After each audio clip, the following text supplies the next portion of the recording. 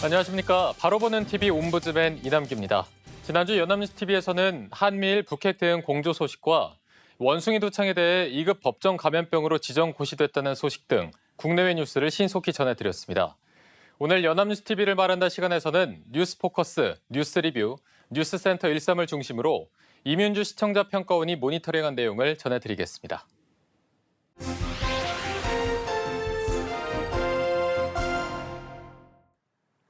지난 5월 말에서 6월 초 기간에는 제8회 전국 동시지방선거 관련 이슈에 많은 관심이 쏠렸음에도 불구하고 연합뉴스TV에서는 다양하고 유익한 뉴스들이 많이 보도되었습니다. 먼저 최근 가장 많이 이슈가 되고 있는 북한 관련 뉴스 살펴보겠습니다. 5월 30일 오전 10시에 방송된 뉴스포커스에서는 조한범 통일연구원 선임연구위원과 함께 북한의 코로나 상황, 미사일 발사 등 다양한 부분을 짚어보았습니다. 뉴스포커스에서는 먼저 현재 북한의 코로나 확산 상황에 대해 조한범 통일연구원 선임연구위원에게 이야기를 청했습니다.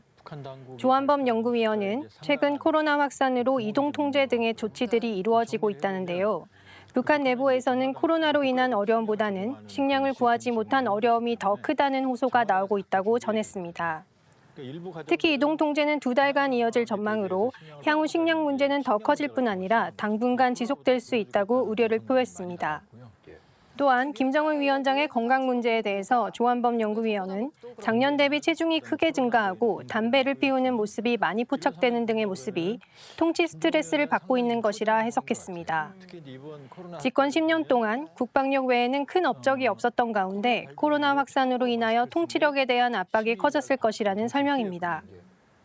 또한 압박의 원인 중 하나로 김정은 위원장은 선대보다 정치적 기반이 약하기 때문에 북한 인민들의 마음을 사로잡기 위해서는 정치적 성과가 반드시 필요하다고 덧붙였습니다.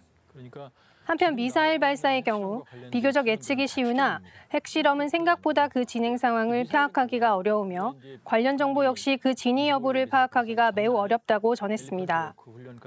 그렇기 때문에 더 위험하고 대비가 필요하나 이러한 기술적 측면보다는 북한 자체가 핵실험을 주변 국가 및 미국과의 협상 카드로 활용할 가능성이 높기 때문에 정치적 측면에서 살펴보아야 한다고 설명했습니다. 현재 미사일 발사 등 무력 시위의 상당 부분 역시 미국을 향한 것이라고 덧붙였습니다. 그러나 최근 미사일 사정거리를 고려할 때 우리나라와 일본 역시 위협의 대상이 되고 있습니다. 때문에 이례적으로 한국, 미국, 일본의 3국 외교장관이 대북 공동성명을 발표했는데요. 조한범 연구위원은 3국의 공조 강화와 강경한 대북 제재에 대한 변함없는 태도를 보여주는 것이라 설명했습니다. 그 외 미국의 추가 제재와 그 효용성, 유엔 군축회의 의장국 등에 대해서도 살펴보았습니다. 해당 뉴스는 최근 북한과 관련되어 논의되고 있는 거의 모든 이슈가 다루어졌다고 생각합니다. 앵커들의 적절한 질문 및 진행과 전문가의 깊이 있는 답변이 이어져 북한 관련 이슈를 종합적으로 살펴볼 수 있었습니다. 다만 이처럼 다양하고 중요한 논의가 진행되었음에도 불구하고 해당 뉴스 헤드라인이 이를 담아내지 못한 것 같아 약간의 아쉬움을 남겼습니다. 해당 뉴스에서 다루었던 다양한 이슈들에 대한 보도도 이후 지속적으로 이루어졌습니다. 5월 31일 저녁 9시 뉴스 리뷰에서는 북한의 가뭄 등으로 인한 식량 위기를, 6월 2일 오후 1시 뉴스센터 13에서는 코로나 상황에 대해 보도했습니다. 5월 31일 저녁 9시 뉴스 리뷰에서는 만성적인 식량 부족의 어려움을 겪는 북한이 코로나19 확산으로 인하여 식량 외부 도입량이 축소되는 등 어려움이 가중되고 있다고 전했습니다. 뿐만 아니라 북한 전역에서 심각한 수준의 가뭄을 겪고 있어 총 곡물 생산량이 감소해 식량 부족에 대한 어려움이 더 심해질 것으로 보인다고 설명했습니다.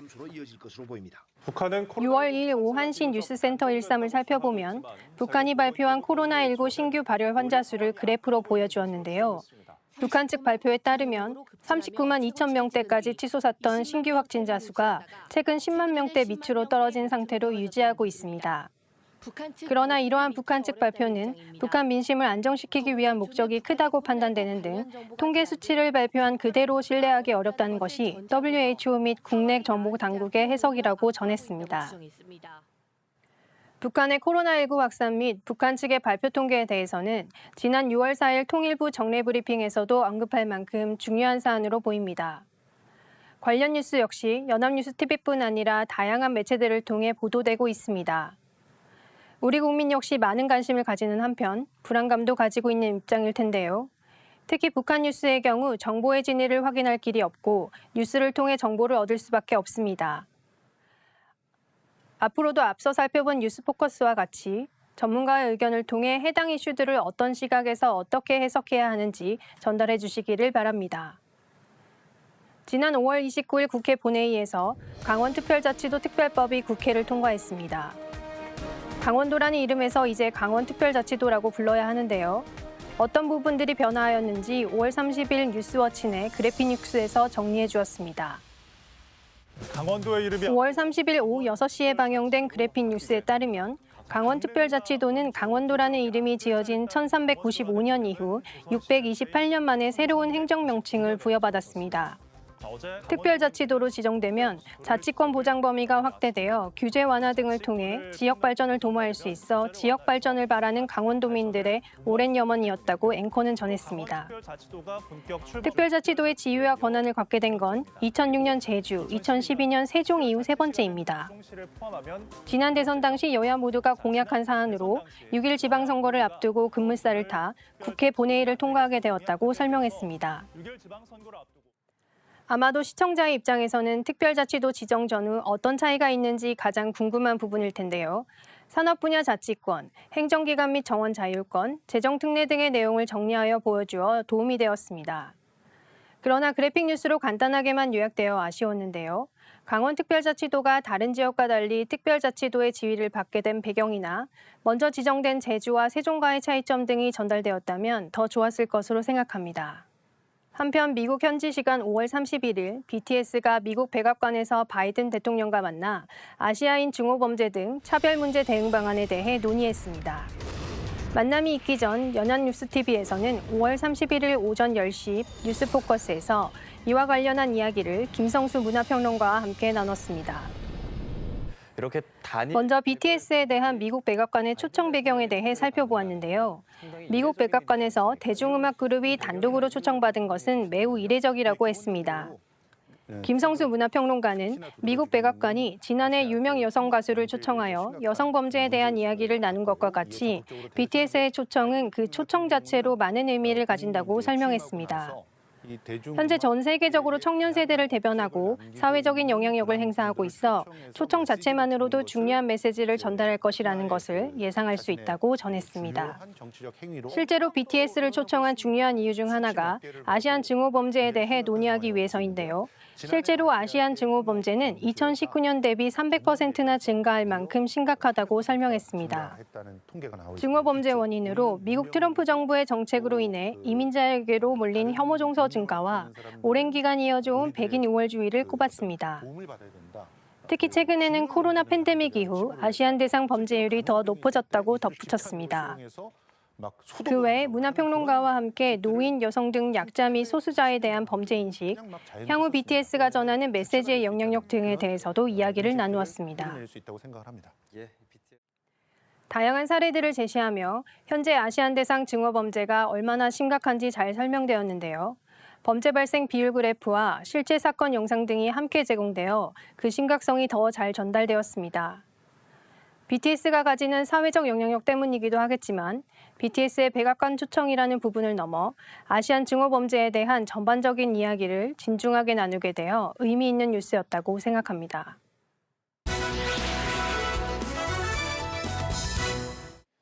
네, 이번 순서는 주말에 방영되는 제작 프로그램을 대학생의 시선으로 분석하고 평가한 내용을 들어보는 캠퍼스 TV 리포트 시간입니다. 이번 주는 성신여자대학교 한문교육과 안소영 학생과 함께하겠습니다. 안녕하세요. 안녕하세요. 네, 자 지난주에는 어떤 프로그램을 모니터했습니까? 네, 저는 매주 일요일 오후 7시 20분에 방송되는 연합뉴스TV 스페셜을 모니터했습니다. 지난 5일 방송된 연합뉴스TV 스페셜에서는 관저까지 공개하며 베일을 벗은 청와대의 모습과 개방 이후 청와대의 새로운 역할에 대해 다뤘습니다.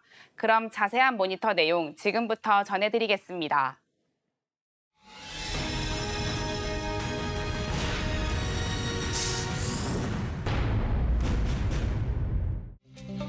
방송은 지난 5월 10일 문을 열고 연일 사람들로 활기가 넘치는 청와대의 모습으로 시작합니다. 경내를 오가며 특별한 추억을 남깁니다.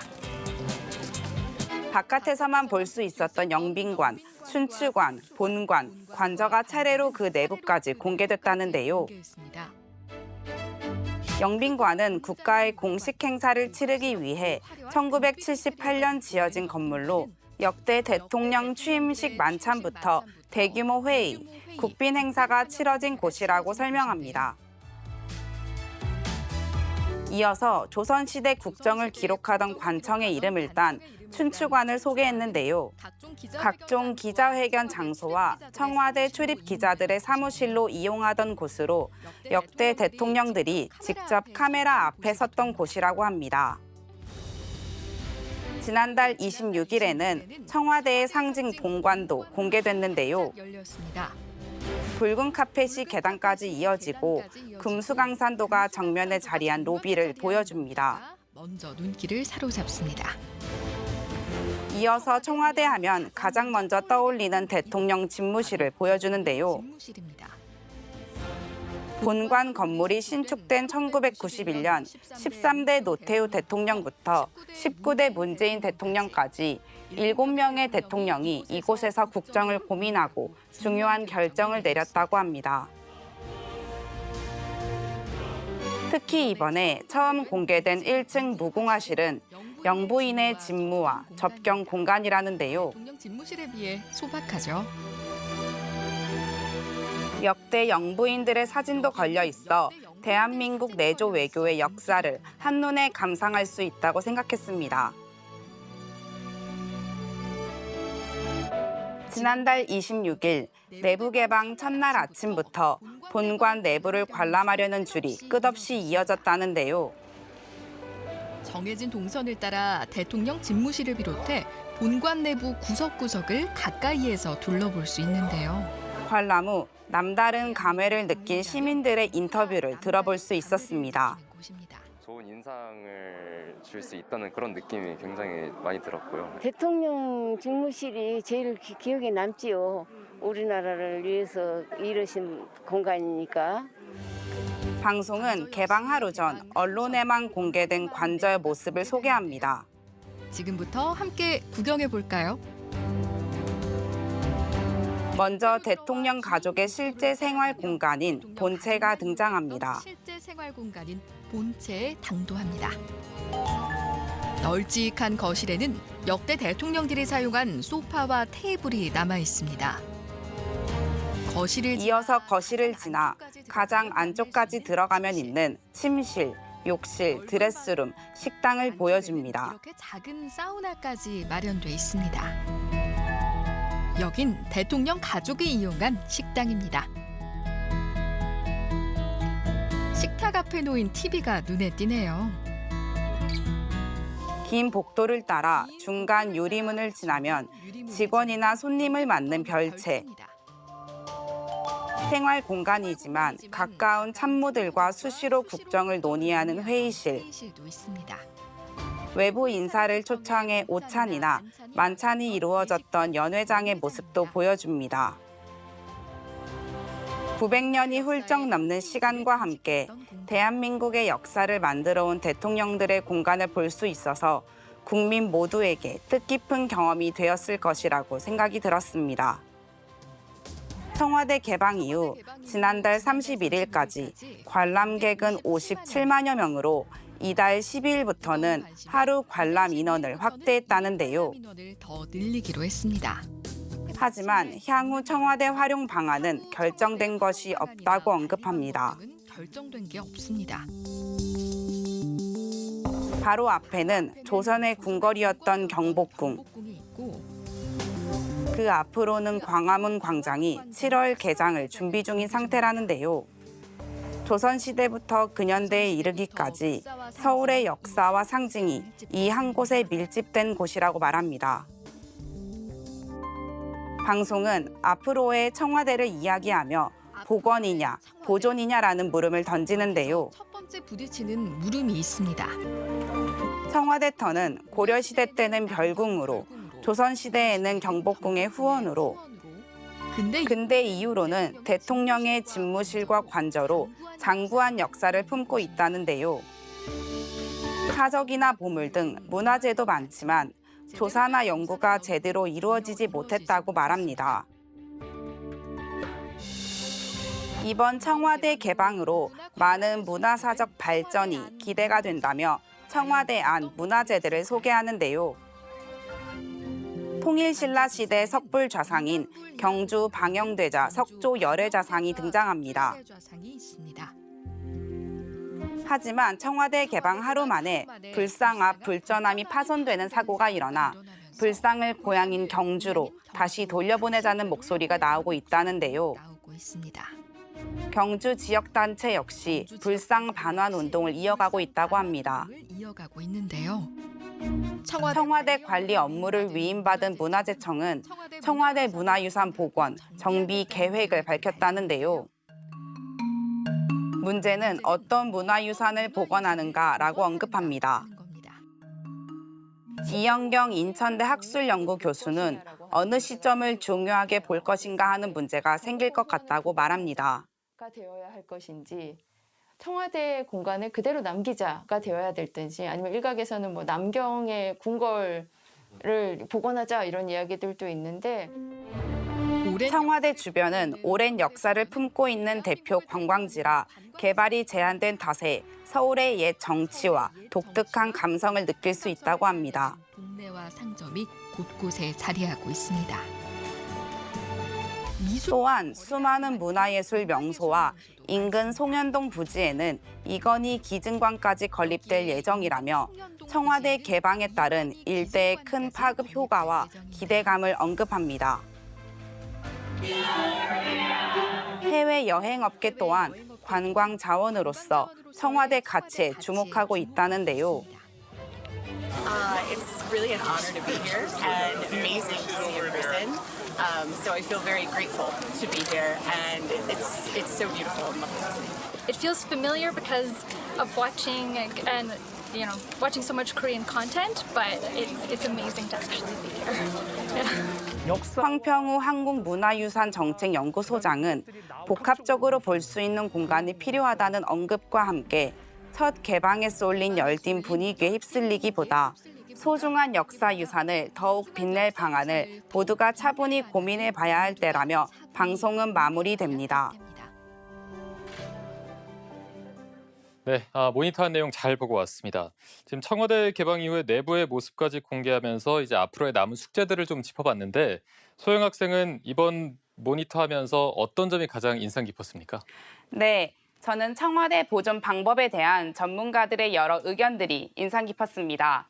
청와대 자체는 근대 문화재로 볼 수 있지만 여러 의미 있는 역사적 사건이 일어난 공간으로 어느 한 시점에 고정돼 있기보다는 문화재 이상의 가치를 인식하고 우리나라를 넘어 세계적인 역사 문화 공간이 될 수 있도록 바라보는 자세가 필요하다고 생각했습니다. 네, 고생 많으셨고요. 지금까지 성신여자대학교 한문교육과 안소영 학생과 함께했습니다. 고맙습니다.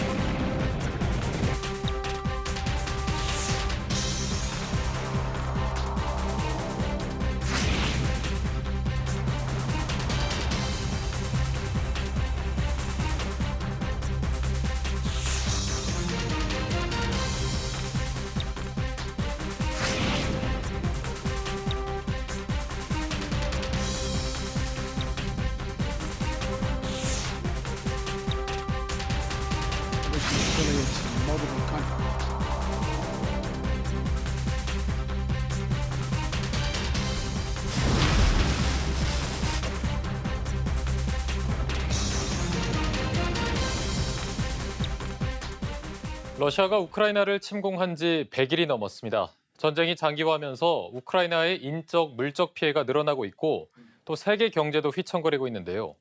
오늘 TV와 비평 시간에는 우크라이나 전쟁 장기화 여파와 또 앞으로의 전망 등에 대해 국내외 언론에서 어떻게 다루고 있는지 자세히 알아보겠습니다. 명지대학교 디지털 미디어학과 최선규 교수와 함께하겠습니다. 안녕하십니까? 안녕하세요. 네. 자, 말씀드린 대로 지금 우크라이나를 침공한 지 100일이 지났습니다. 현재 우크라이나 전쟁 상황 어떻게 진행되고 있는지 상황을 좀 간략히 정리해 주시고요. 우크라이나의 항전과 서방국의 지원, 이에 대한 러시아의 대응 등에 대해서 언론에서는 어떻게 보도하고 있는지도 말씀해 주시죠. 네. 지난 2월 24일 러시아가 우크라이나를 전면 침공한 지 100일이 지났습니다. 침공 초기에는 막강한 군사력을 보유한 러시아가 3, 4일 만에 우크라이나를 점령할 것이란 예측도 나왔지만 전망과 달리 전쟁은 길어지고 있습니다. 지금은 전선이 축소되었습니다.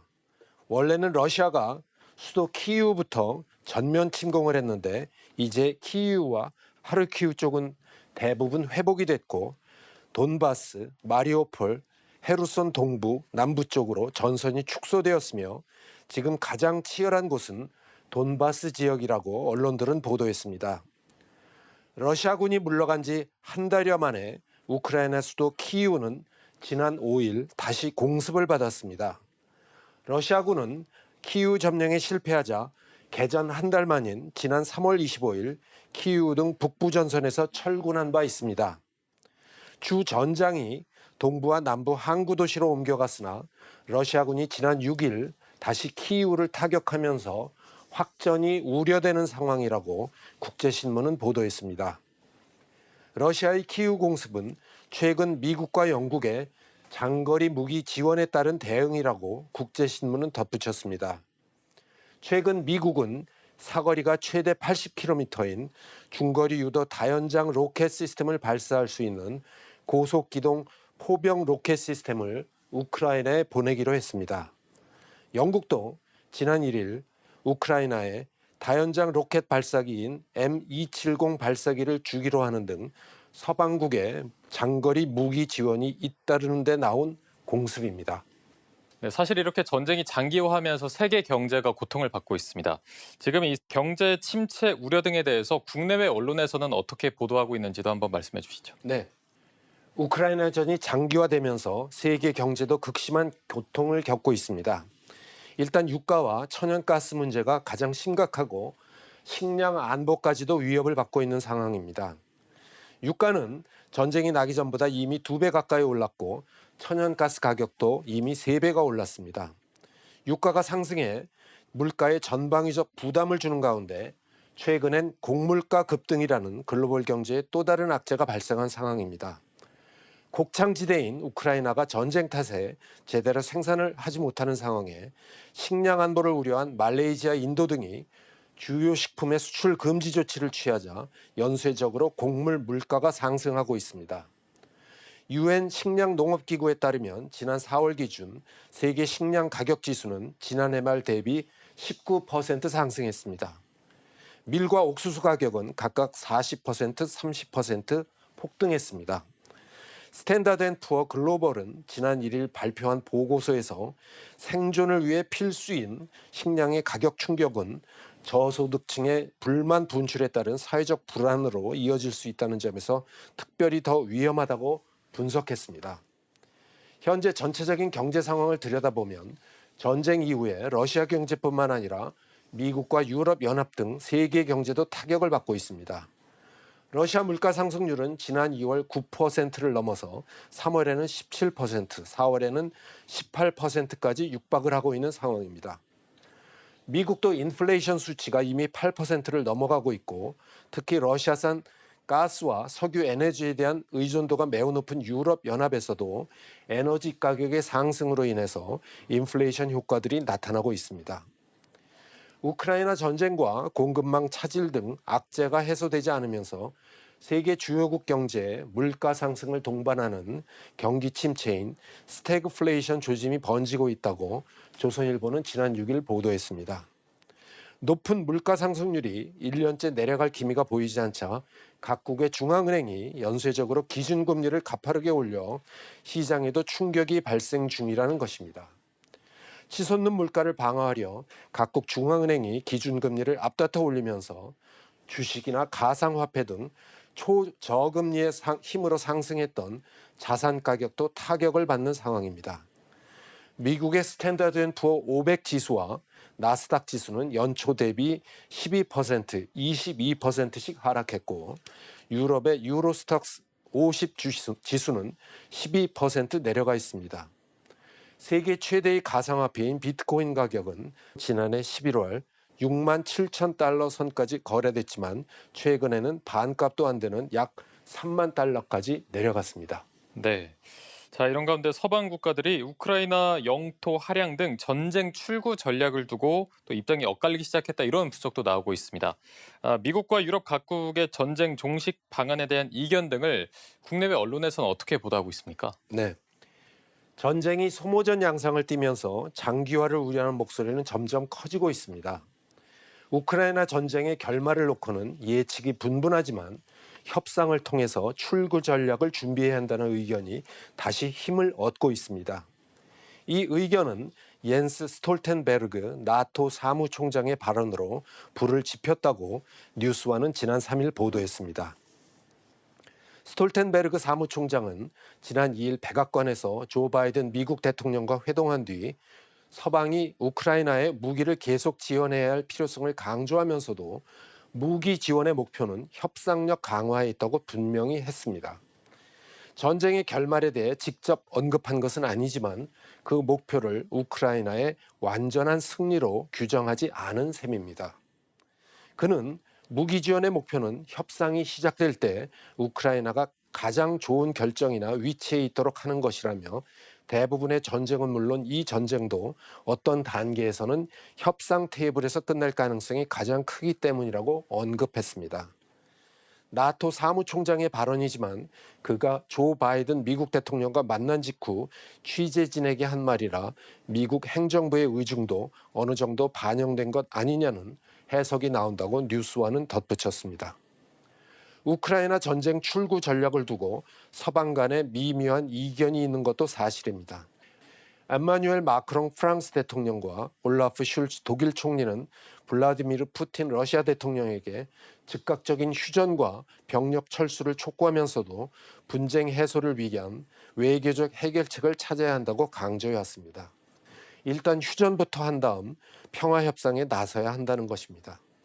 반면 영국과 폴란드, 발트 국가들은 러시아가 대가를 치러야 한다며 우크라이나가 완전한 승리를 거둘 때까지 무기 등을 적극 지원해야 한다는 입장입니다. 4월 초까지 평화협상을 진행했던 러시아와 우크라이나는 수도 키이우 인근 부차에서 러시아군이 민간인을 학살한 사실이 드러난 이후 대화를 중단한 상태입니다. 앞서 월스트리트 저널은 지난달 20일 우크라이나 전쟁의 다음 단계 시나리오를 러시아의 패배, 우크라이나의 패배, 교착 상태, 우크라이나군의 돈바스 크림반도로 진격, 핵전쟁으로의 확전 등 5가지로 예측했습니다. 월스트리트 저널은 이 전쟁이 길어지고 있지만 머지않아 정전 또는 휴전으로 종결된다는 것을 기본 전제로 깔았습니다. 네, 이렇게 우크라이나 전쟁을 계기로 신냉전 구도가 좀 공고해지면서 주요국의 국방비 증강 경쟁까지 심화되고 있는 상황입니다. 지금 어느 때보다 안보 불안 또 경제 위기에 대한 우려가 큰 상황인데 이런 상황에서 우리 언론은 어떤 바람직한 보도 태도를 지녀야 한다고 보십니까? 네, 러시아의 우크라이나 침공은 2차 세계대전 이후 유지돼 왔던 국제 질서에 무력으로 현상 변경을 가하려는 시도라고 볼 수 있습니다. 냉전 종식 이후 미국 주도로 이루어져 왔던 자유민주주의와 시장경제, 국제 질서가 중국의 부상에 이어 러시아의 공세적 재편 시도로 새로운 국면을 맞고 있습니다. 따라서 이번 사태는 우크라이나와 동유럽 일부에 국한된 문제가 아니라 전 세계 어느 나라도 그 여파에서 자유로울 수 없는 국제정치적으로 매우 심각한 사안으로 다가올 것입니다. 언론은 향후 이런 국제 정치적 관점에서 우크라이나 전쟁의 영향에 대해 관심을 갖고 보도해야 할 것입니다. 네, 오늘 말씀 고맙습니다. 네, 지금까지 명지대학교 디지털 미디어학과 최선규 교수와 함께했습니다. 오늘 고맙습니다. 네, 옴부즈맨 제작진은 시청자 여러분의 다양하고 소중한 의견을 기다리고 있습니다. 방송을 보고 느낀 소감을 연합뉴스TV 홈페이지 시청자 게시판이나 SNS로 보내주시기 바랍니다. 저희는 다음 주에 다시 찾아뵙겠습니다. 여러분 고맙습니다.